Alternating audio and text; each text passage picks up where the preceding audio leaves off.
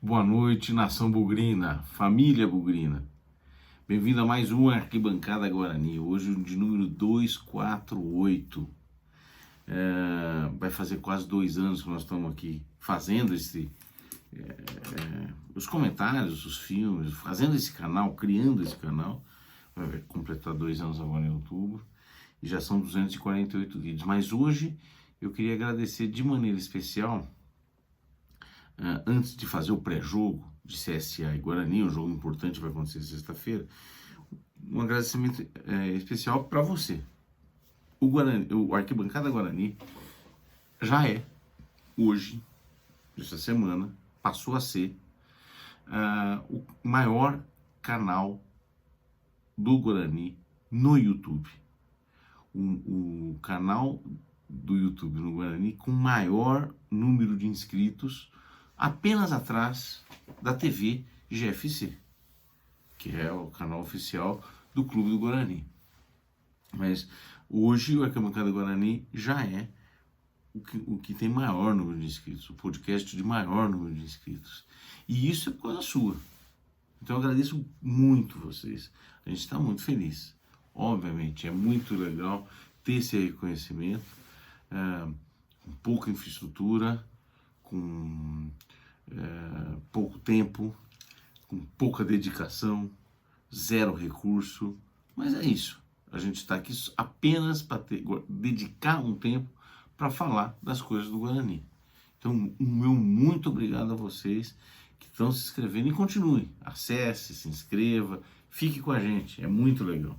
Vamos falar hoje do pré-jogo, então é um jogo super importante. O Guarani, a última vez que a gente falou, o Guarani tinha vencido o jogo do Novo Horizontino, 2-0, um jogo super importante para o Guarani. E que faz com que o Guarani voltasse, né, a brigar para não cair, mas de maneira fora do Z4. Então hoje nós estamos fora do Z4 por um pelinho. Por quê? Porque o CSA também venceu a última. Nós temos, na prática, são 3 times que estão muito enclacrados, né? Os 3 últimos colocados, o Náutico, o Operário e o Brusque, estão muito enclacrados, com 31 pontos, e nós abrimos um espaço para esses 3 times. Mas nós estamos no mesmo número de pontos de CSA, que está atrás da gente, e Chapecoense, que está acima da gente. A diferença é vitória, saldo de gols e tudo mais.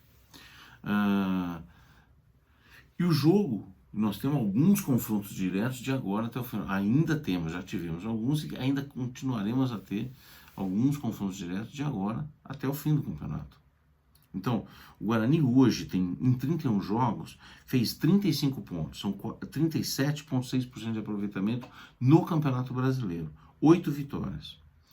O Mozart, na campanha dele, em 16 jogos, dos 31 jogos que nós disputamos, um pouco mais do que a metade é de responsabilidade, liderança do Mozart, que é o técnico que mais dirigiu a gente nesse brasileiro. Fez 22 pontos nesses 16 jogos, 6 vitórias. Então, das 8 vitórias, 6 vitórias são de responsabilidade do Mozart. Nós estamos falando que 75% das vitórias conquistadas, e não são muitas, foram feitas pelo Mozart. O Mozart também tem 16 gols pró em 16 jogos e 14 gols contra. Positivo, saldo de mais 2. Então, a campanha do Mozart é melhor do que a campanha do Guarani. Mais do que isso, o aproveitamento do Mozart é de 45,8%. Hoje, para o Guarani não cair na teoria, nós precisamos de 9 pontos. 10 pontos garantido totalmente, mas 9 pontos, provavelmente a gente também escapa. Em 7 jogos. Não é fácil, mas já foi muito mais difícil, já foi muito complicado.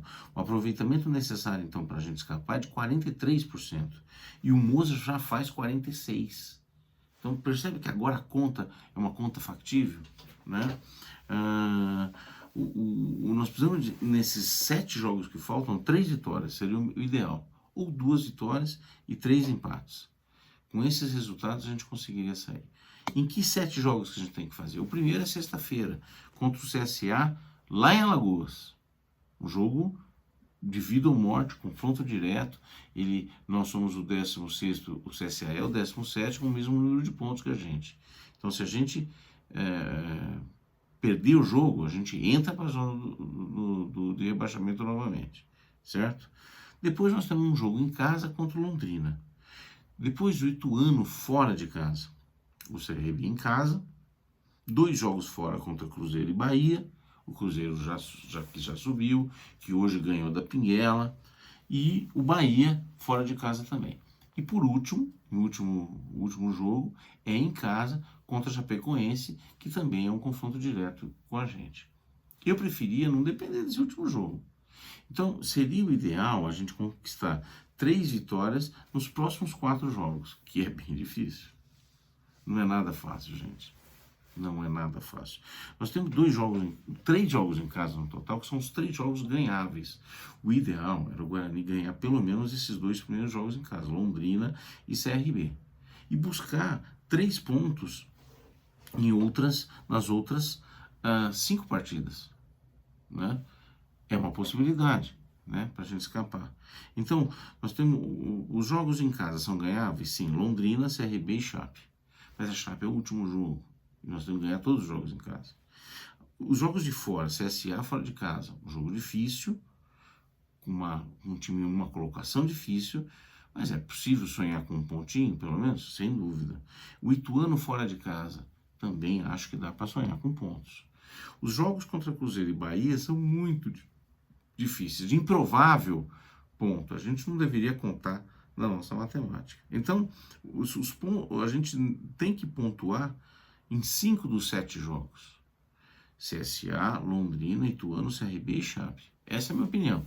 A gente ganhando os 3 em casa ou ganhando os 2 primeiros em casa e empatando 3 dos próximos 5 jogos, né?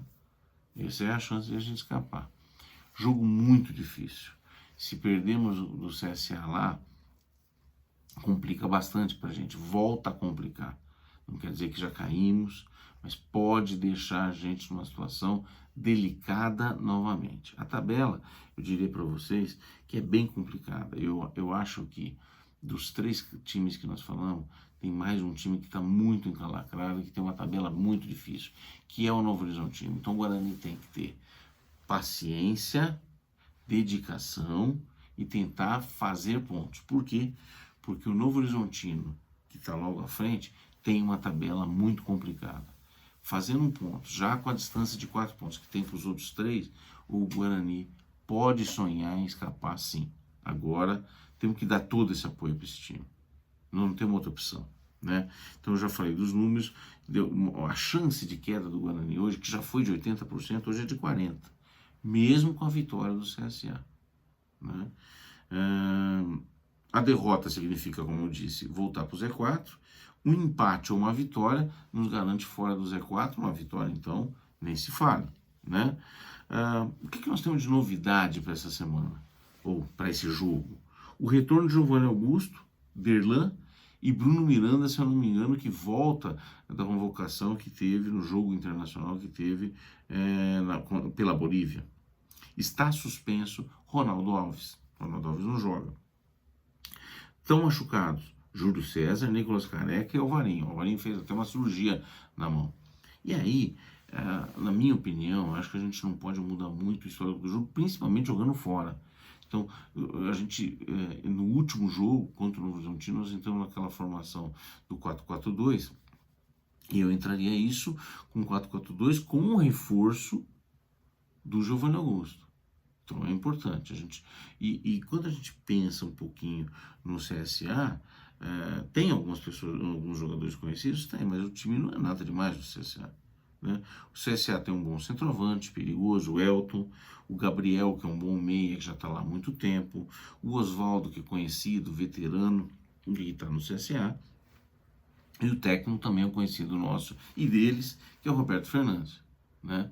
Estão tentando escapar, estão na mesma toada que a gente tem. Tenho certeza que eles estão contando, ou que eles contavam no último jogo deles, que eles venceram com o Tombense, que eles tinham 2 jogos em casa e que eles tinham que vencer os próximos 2 jogos, Tombense e Guarani.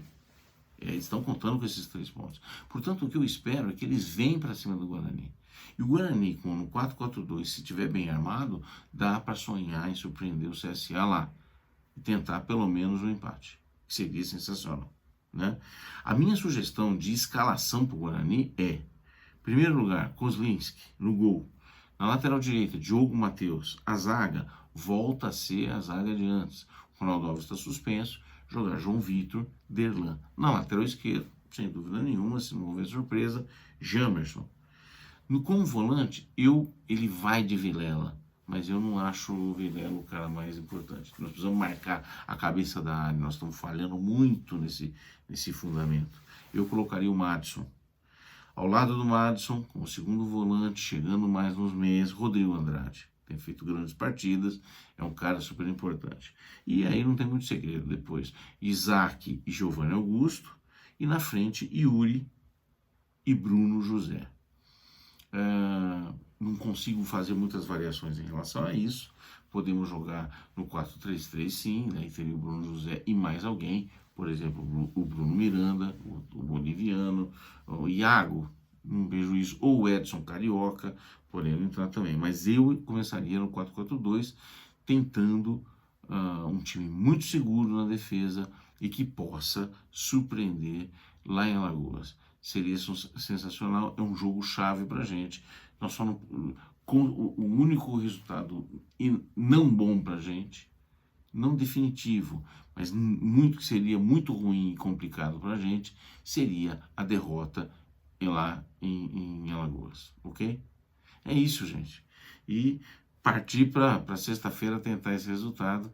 Se a gente conseguir, por exemplo, no outro lado, se a gente conseguir uma vitória lá contra o CSA, nós estamos praticamente fora desse rebaixamento, porque daí nós vamos faltar só 6 jogos, precisamos fazer 6 pontos. É isso. Estamos próximos, mas ainda vamos ter que remar muito.